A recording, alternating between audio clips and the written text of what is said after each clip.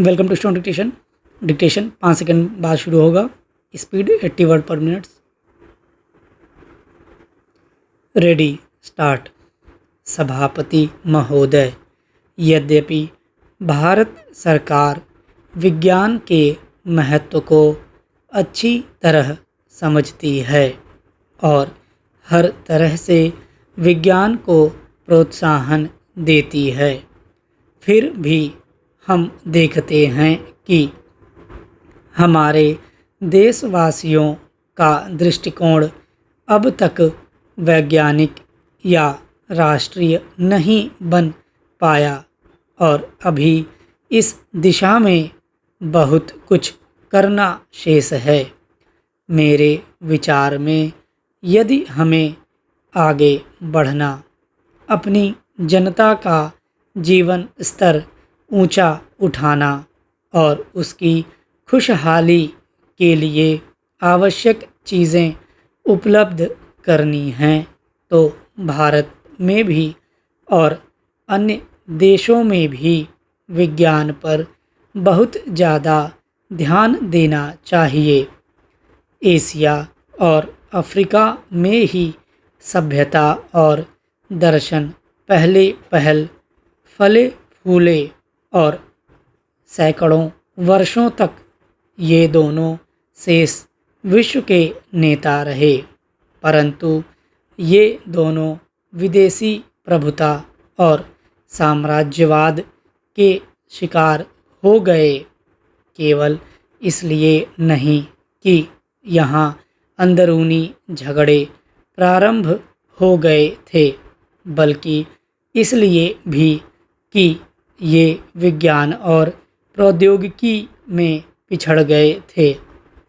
सैकड़ों वर्षों की गुलामी के बाद ये दोनों प्राचीन महाद्वीप अधिकांशतया स्वतंत्र हो चुके हैं। केवल एक दो स्थान शेष हैं जहां स्वतंत्रता की लड़ाई अभी चल रही है। भारत में हम लोग इस बात को समझ गए हैं कि केवल राजनीतिक स्वतंत्रता का कोई विशेष मतलब नहीं होता। आर्थिक दबावों से इसे बचाना होता है। यह सार्थक तभी होती है जब जनता का जीवन खुशहाल बनाने के लिए कदम उठाए जाएं। इसलिए स्वतंत्रता को बनाए रखने के लिए विकास बहुत ज़रूरी है। आजकल एशिया और अफ्रीका के देश विकास के कठिन काम में जुटे हुए हैं। अधिकांश इलाकों में इसका अर्थ यही होता है कि रूढ़िवादी तरीकों की जगह आधुनिक तरीके अपनाए जाएं। परिवर्तन और प्रगति की कुंजी है प्रौद्योगिकी। दुनिया में विज्ञान और प्रौद्योगिकी में आश्चर्यजनक प्रगति हुई है, परंतु आधुनिक विज्ञान के सीधे से सीधे औजारों और तरीकों को हर देश की दशा के अनुसार बदलना पड़ता है और यह अपने आप में बहुत भारी काम है।